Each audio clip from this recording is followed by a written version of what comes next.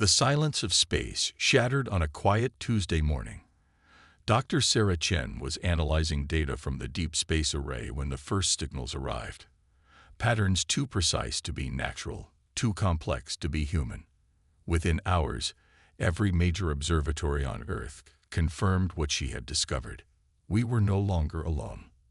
The Velari arrived in ships that defied physics as humanity understood it. Massive vessels that seemed to bend light around their obsidian hulls. They appeared simultaneously over every major city on Earth, their arrival accompanied by an electromagnetic pulse that disabled military installations worldwide. Their message was simple: submit or be erased. Admiral David Santos stood in the United Earth Defense Command Center, watching holographic displays track the alien vessels.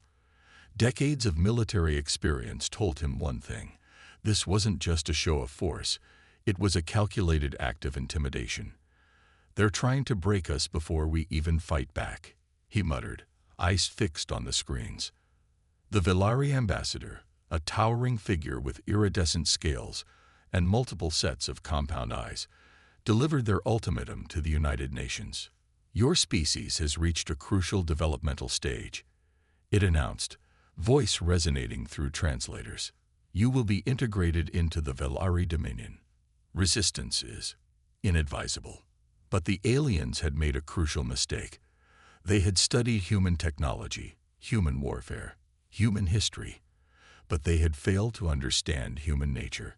When the UN Security Council convened an emergency session, it wasn't to discuss terms of surrender. Instead, representatives from every nation worked together to craft humanity's response. Dr. Chen, now working from a hastily established bunker beneath the Atacama Desert, discovered the first weakness in the Velari defense systems.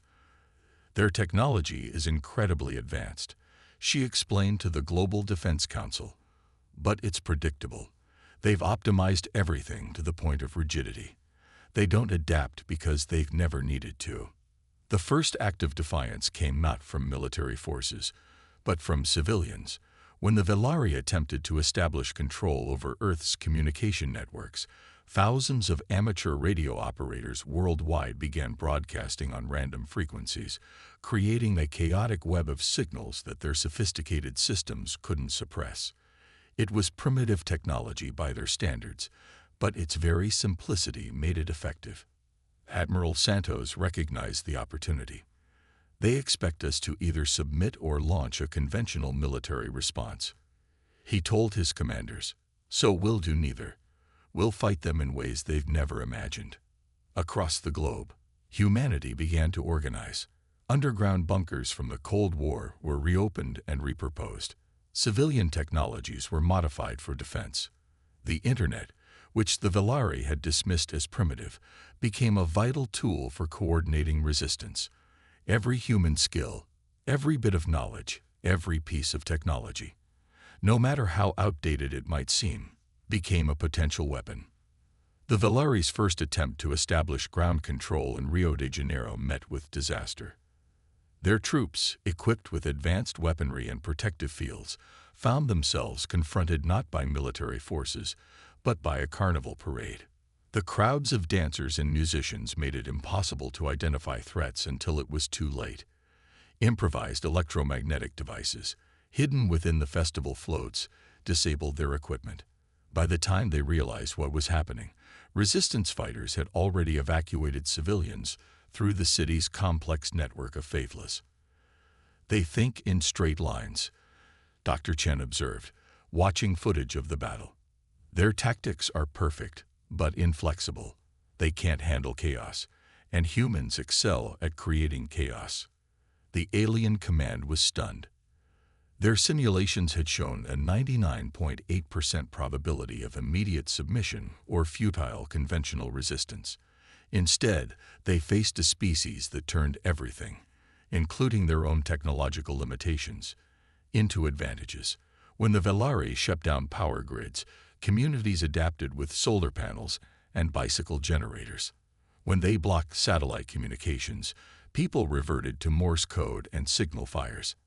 Admiral Santos received reports from around the world. In Mumbai, street vendors had created an early warning system using the city's massive Dabawilla network. In Alaska, indigenous hunters were tracking Velari patrols using traditional methods that left no electronic signature. In Lagos, tech entrepreneurs had developed apps that helped coordinate resistance activities using seemingly innocent social media posts. "This is why we'll win," Santos told his staff, pointing to the reports. "Not because we're stronger or more advanced, but because we never forgot our old ways while learning new ones. Every problem humanity has ever solved, every skill we've ever developed, every lesson we've ever learned, it's all useful now." The Velari had expected to find a primitive species easy to subjugate. Instead, they found themselves facing an enemy that turned their own technological superiority against them, that fought with both sticks and smartphones, that could adapt faster than their artificial intelligence could predict. They had tested humanity's resolve, and for the first time in their 1,000-year expansion, the Velari encountered something they didn't know how to handle: unbreakable courage combined with infinite adaptability. As the first day of occupation ended, Dr. Chen sent a message to resistance cells worldwide. "They think they're superior because they've perfected their way of doing things, but perfection is rigid, and rigid things break. Humanity's greatest strength isn't in our technology or our weapons.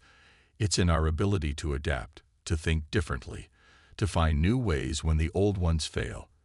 They may have mastered the science of war, but we've mastered the art of survival." The battle for Earth had only begun, but humanity had already proven one thing: they would not go quietly into submission. The Velari would learn that testing human resolve was their first, and possibly final, mistake. Deep beneath the Rocky Mountains, in a facility known as the Forge, Dr. Marcus Zhang watched as his team disassembled another piece of captured Velari technology. The underground complex had once been a Cold War bunker. Now it served as one of humanity's primary research centers. The air hummed with the sound of machinery and determined voices, while the rock above protected them from Velari detection. "Look at this," Marcus called to his colleague, Dr. Aisha Patel, pointing to the holographic display. "Their power systems, they're incredibly efficient, but they only work one way. They never considered alternatives because they never needed to." Aisha nodded, her fingers dancing across the control panel. "It's like they stopped innovating once they found a solution that worked. No redundancies, no alternatives, just perfection in a single direction." The breakthrough came from an unexpected source. Jake Martinez, a former video game developer, had been studying the aliens' combat patterns. "They fight like NPCs," he explained to the research team. "Advanced NPCs, sure, but they follow predictable routines. Once you understand their patterns, you can exploit them." This insight proved invaluable.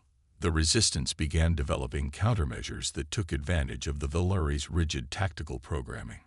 Simple tricks that any human would see through completely confused their advanced AI systems. Above ground, the war continued. The Velari's technological superiority allowed them to maintain control of major cities, but they couldn't understand why they couldn't achieve total victory. Their simulations showed they should have conquered Earth within weeks.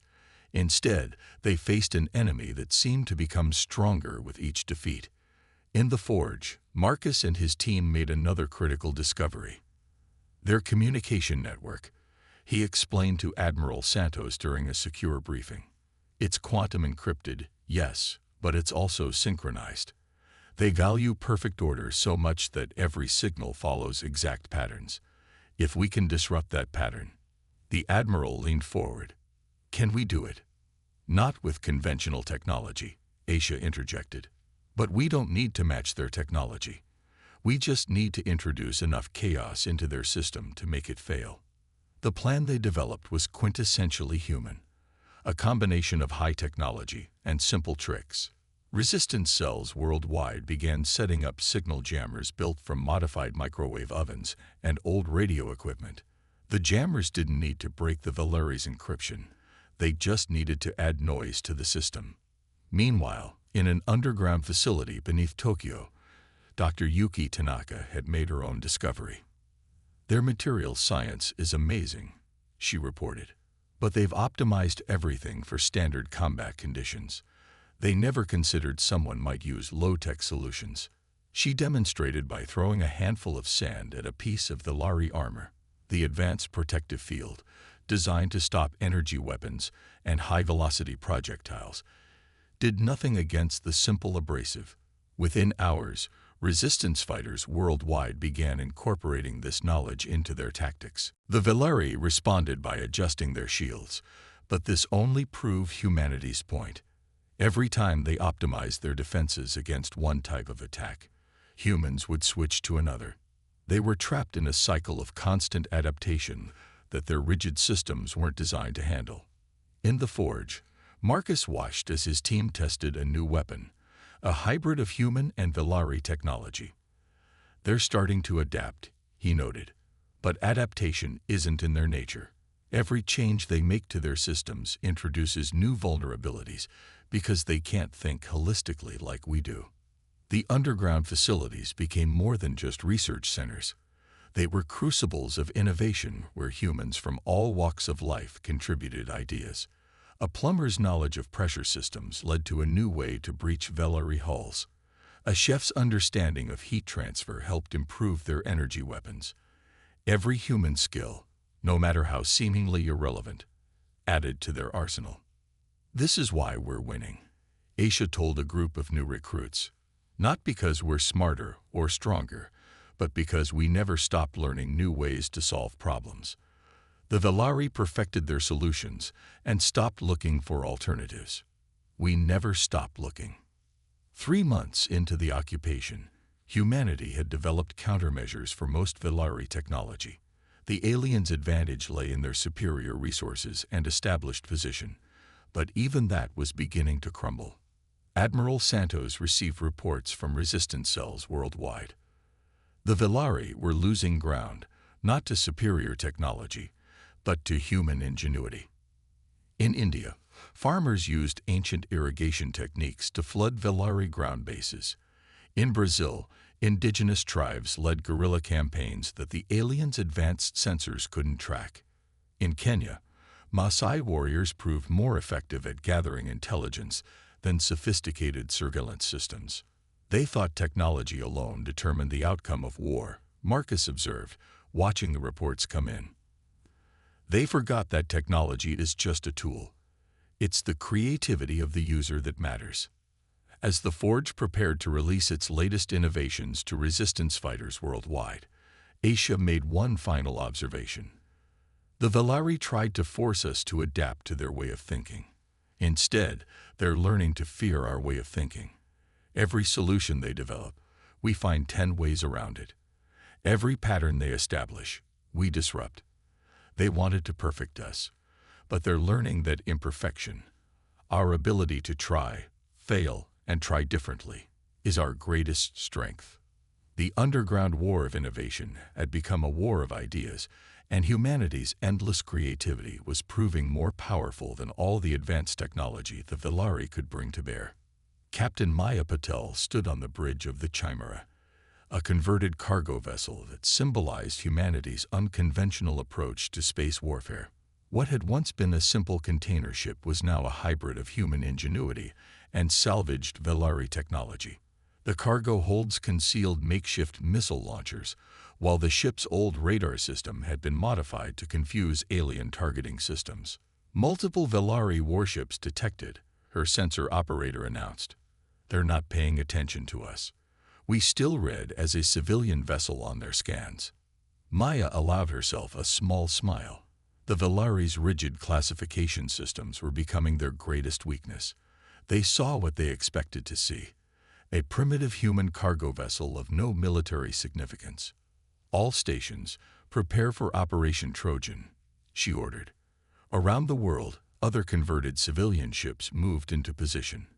Fishing boats, cruise liners, and cargo vessels, each modified in ways the Velari would never expect. The signal came from Admiral Santos himself. "All ships, execute primary directive." The space around Earth erupted in chaos. The Chimera's cargo containers burst open, revealing batteries of hybrid weapons. Cruise ships launched swarms of modified maintenance drones.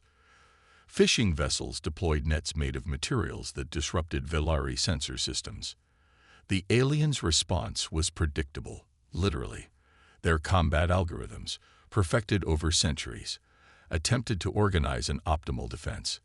But there was nothing optimal about facing an enemy that turned civilian infrastructure into weapons of war. They're trying to adapt their formation, Maya's tactical officer reported. But their ships can't coordinate effectively. Our jamming is breaking up their command structure. In orbit above Europe, a converted oil tanker demonstrated why the Resistance called it the Firefly. Its crew had filled it with thousands of small metallic spheres coated with salvaged Velari energy cells. When released, these spheres created a cloud of unpredictable energy discharges that overwhelmed alien shield systems. The Velari commanders faced a military nightmare. Their sophisticated combat systems, designed to counter conventional threats, struggled to track threats that shouldn't exist.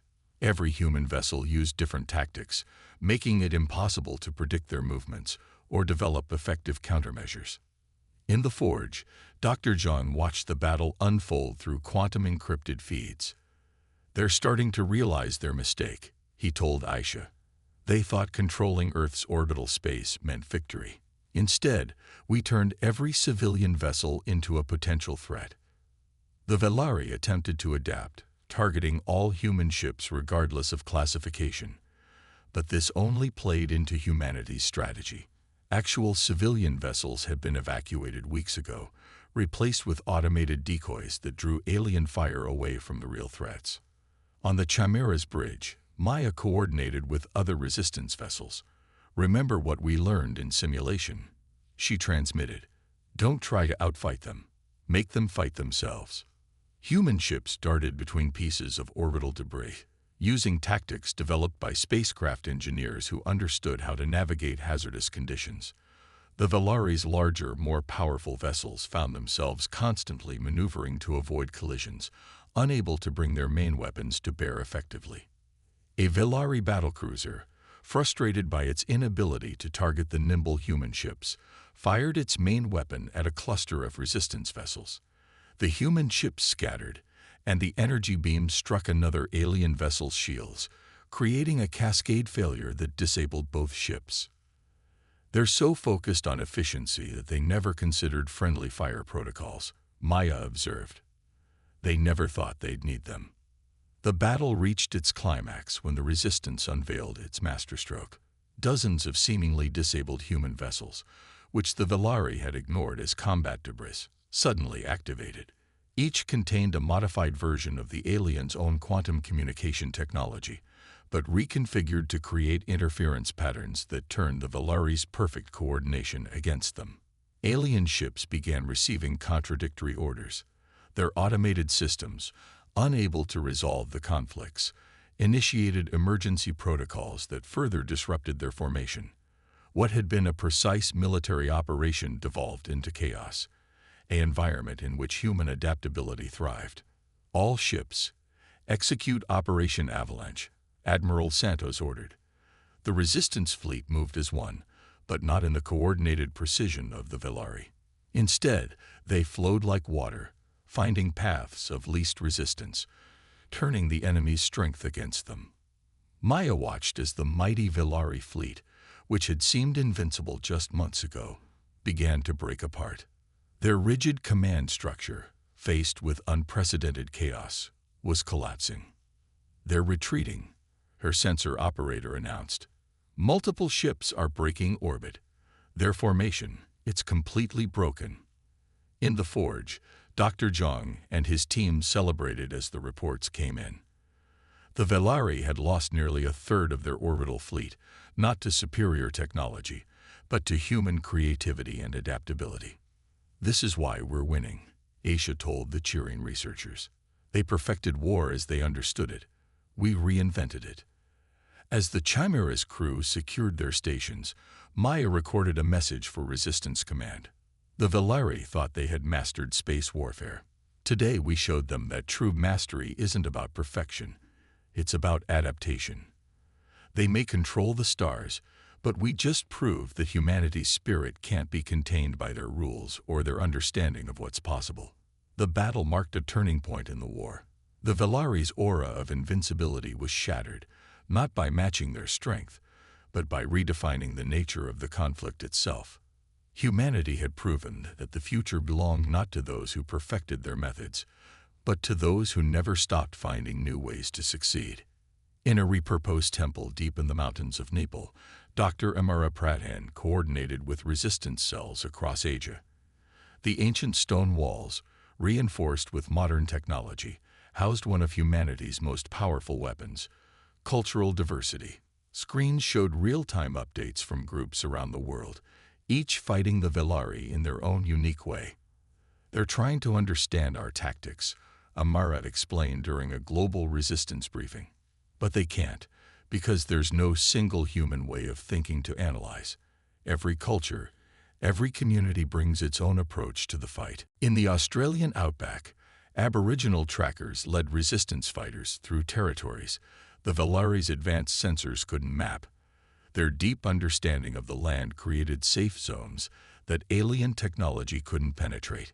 Meanwhile, Bedouin tribes in the Sahara used centuries-old desert survival techniques to maintain supply lines that were invisible to orbital surveillance. The Velari's frustration was evident in their increasingly erratic responses. Their combat algorithms, designed to identify and counter patterns, found themselves overwhelmed by the sheer variety of human approaches to warfare. In Mongolia, nomadic herders coordinated vast networks of observers using methods passed down from the time of Genghis Khan, combined with modern communications hidden in traditional practices. The Velari would crack one code only to find the humans had switched to another, each based on cultural references their AI couldn't decipher. Professor Chen Wei, operating from a hidden facility beneath Singapore's botanical gardens, had developed a revolutionary approach to psychological warfare. "Every culture has its own stories of defeating superior forces," he explained to resistance leaders. "These aren't just tales, they're blueprints for victory passed down through generations." The resistance began incorporating these cultural lessons into their strategy. Japanese civilians organized using principles from ancient ninja clans, moving supplies and information through seemingly ordinary social networks. In West Africa, griots, traditional storytellers, spread coded messages through songs that appeared as simple entertainment to Velari surveillance. The aliens' command structure struggled to adapt. Their attempts to impose order on human society backfired as communities drew strength from their distinctive traditions. When the Velari tried to restrict movement in cities, they found themselves facing techniques refined by centuries of urban adaptation. In Brazil's favelas, residents used their intimate knowledge of narrow alleyways and informal networks to run circles around alien patrols. Venice's water people turned their city's canals into an impossible maze for invaders.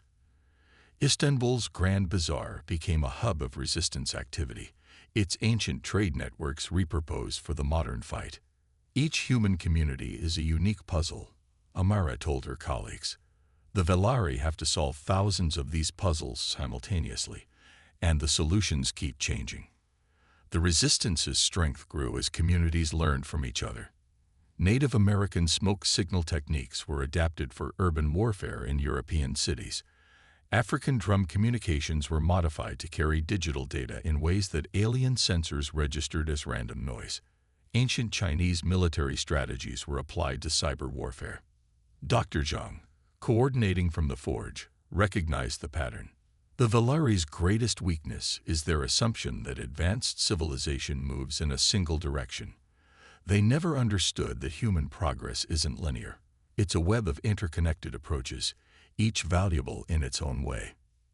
In India, temple dancers incorporated resistance signals into classical performances, creating a communication network hidden in plain sight.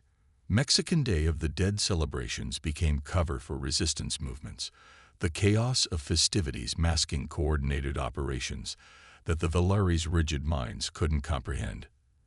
The aliens attempted to counter this strategy by analyzing human cultural patterns, but this only revealed the depth of their misunderstanding. Their artificial intelligence could process the surface elements of human culture, but couldn't grasp the deep, intuitive knowledge passed down through generations. They see our diversity as a weakness, Professor Chen observed. They think our different approaches make us divided and inefficient. Instead, our differences make us infinitely adaptable. This adaptability proved crucial when the Valari launched a massive offensive aimed at breaking human resistance. They expected to face a coordinated defense they could systematically dismantle. Instead, they encountered thousands of different defensive strategies, each drawing on unique cultural and historical experiences. Inuit hunters in the Arctic used traditional navigation skills to guide resistance forces through electromagnetic storms created by alien weapons.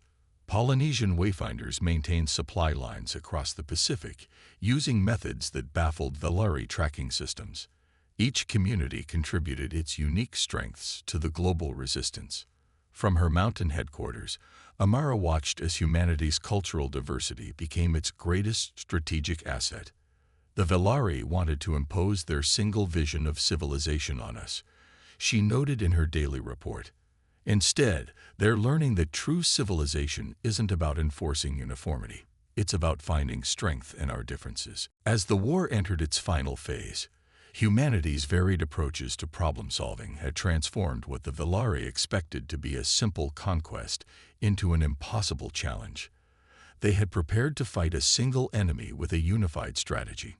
Instead, they found themselves facing countless communities, each with its own way of thinking, fighting, and winning. The message to resistance cells worldwide was clear. Victory wouldn't come from trying to match the Valari's technological perfection, but from embracing the beautiful chaos of human diversity. Every tradition, every cultural practice, every unique way of seeing the world became a weapon in humanity's arsenal, and together, they were proving unstoppable. The Valari High Command had never known failure.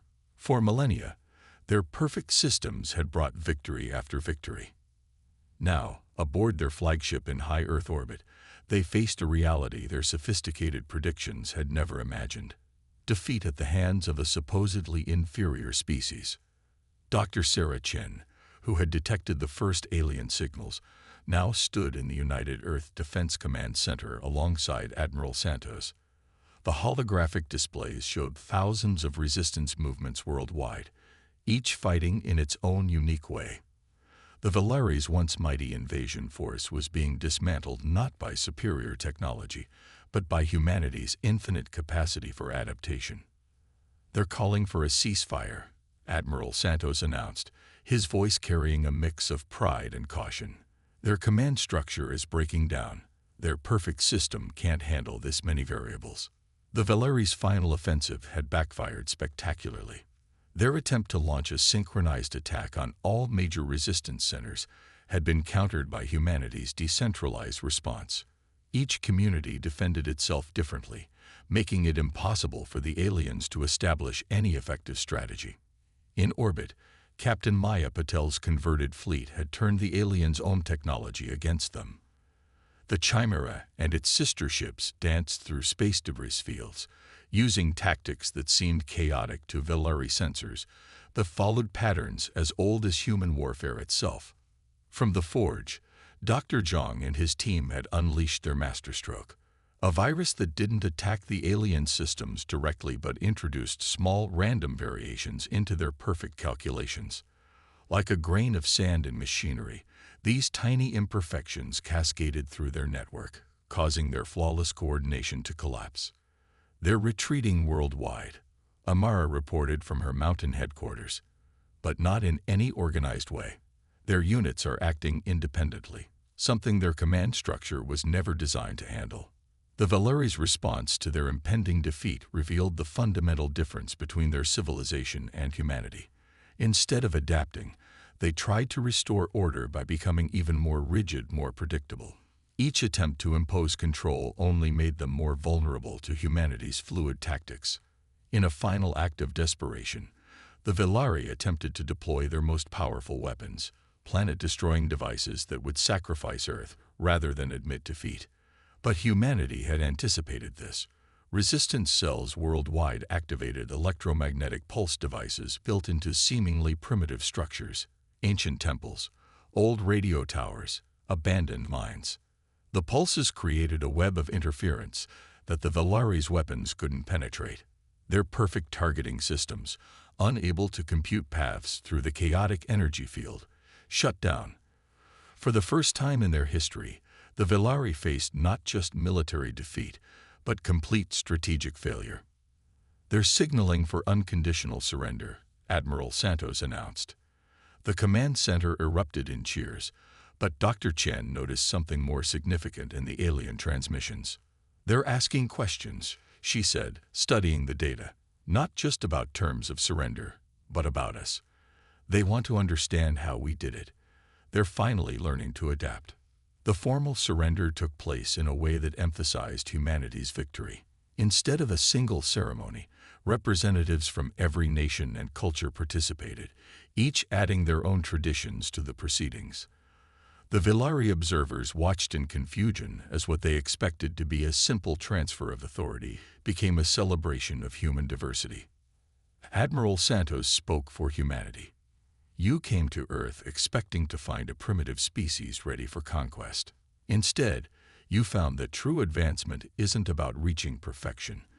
It's about never stopping in our quest to improve, to adapt, to find new ways forward. In the aftermath, humanity began the process of rebuilding, but they were no longer the same species the Velari had first encountered. The war had forced humanity to combine their ancient wisdom with modern innovation, creating something entirely new. Dr. Zhang, speaking to a gathering of scientists from around the world, summarized the lesson. The Velari sought to perfect one way of doing things. We proved that there are infinite ways to solve any problem, and strength lies in exploring them all. The remaining Velari, those who chose to stay and learn from humanity, found themselves experiencing something their perfect society had never known. The freedom to be imperfect, to learn through trial and error, to embrace chaos as a path to growth. 1 year after the surrender, Dr. Chen received a message from a Velari scientist. We thought we were coming to teach you civilization. Instead, you taught us that true civilization isn't about achieving perfection. It's about maintaining the courage to constantly change and grow. Humanity had not just survived. They had demonstrated a truth that would reshape the galaxy. That strength lies not in perfection, but in the endless capacity to adapt, to innovate, and to find new paths forward. The Velari had tested humanity's resolve and witnessed not just unbreakable courage, but the power of embracing imperfection as a path to endless possibility. As Earth's cities were rebuilt and its wounds healed, the planet became a symbol throughout the galaxy. Not of military might or technological superiority, but of the incredible power that comes from combining diverse perspectives, from valuing both ancient wisdom and new ideas, and from never stopping in the quest to find better ways forward. The message was clear. Humanity's greatest strength wasn't in achieving perfection, but in maintaining the courage to constantly evolve, to learn from failure, and to face each new challenge with creativity, adaptability, and unbreakable resolve.